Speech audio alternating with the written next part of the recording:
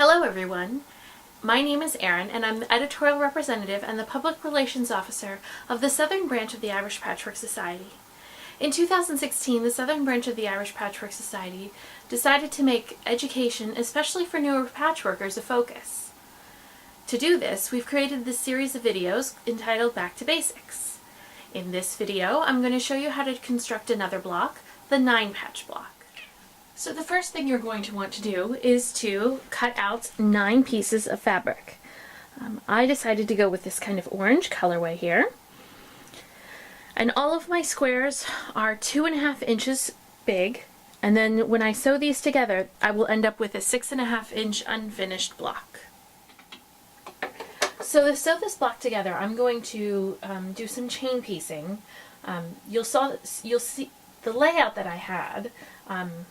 There were 3 patches in each row. What I'm going to do is I'm going to take the first 2 patches of each row and sew them together. And I'll do that for the first, second, and third row. And then I'll cut my thread, and then I'll sew the last patch onto each row as I come to them. So it's kind of confusing just to explain without showing you. So I'm taking the first 2 fabrics and I'm lining them up. And then I'm just going to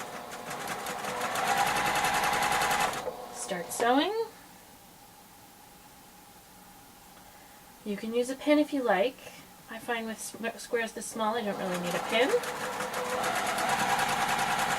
There's number 2. And then we have number 3.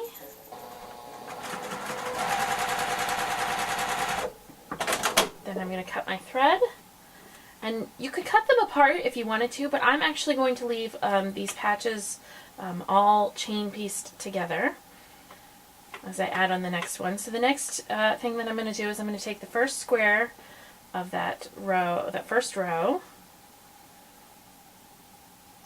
and just kind of add it on to that middle square, and sew. Same thing, open it up, add on that last square to that middle one. You may find that taking a photograph will help you remember where you put each piece of fabric. So prior to picking up any pieces of fabric, just take a moment and take a photograph of your layout, and that makes it easier to keep things organized.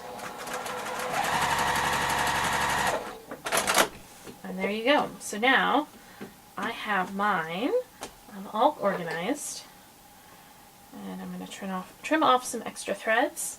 And at this point now, you could keep these together just so you keep the layout that you have. I'm going to trim mine apart just so it makes pressing a little bit easier. And I'm going to take this to the pressing board and press it. Alright, now that all my fabrics are nicely pressed, I'm going to take them and pin the first row to the second row.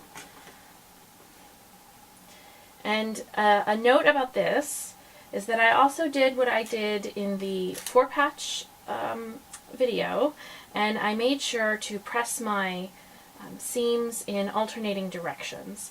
And the way that I laid my block out is that I had on the top row a dark piece of fabric in the middle row, dark pieces of fabric on the sides here, and in the bottom row a dark piece of fabric in the middle. And so what I did was I pressed my seams towards the dark, so you'll see on the top row both of those seams are pressed towards that dark one, and then on the middle row that the seams are pressed towards the 2 dark pieces of fabric on the end.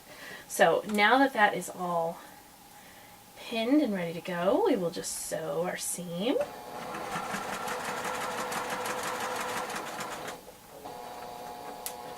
Again, being careful to take out your pins as you come to them, and then pausing if you need to just align the rest of your fabric. So there's my first one.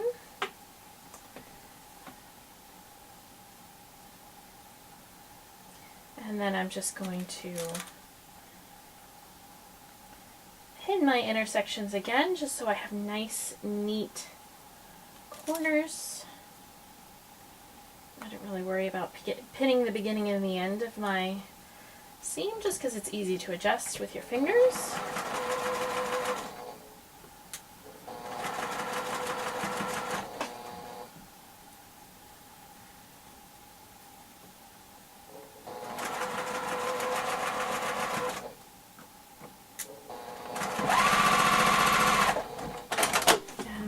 Go back to the pressing table. There's what the block looks like right now before it's being pressed. And here it is, your finished 9-patch block. Very easy, very simple to put together. You just need to make sure that you cut some accurate squares. Again, mine were 2.5-inch squares before I started. And you'll see that now it's ended up as the same size as our 4-patch.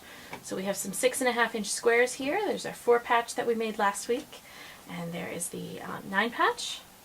And so there we go. This has been our Back to Basics video on how to create a 9-patch block. If you have any questions, please let us know. Our email address is corkips@gmail.com, and our website, where you can find more information about our branch, is www.ipscork.com.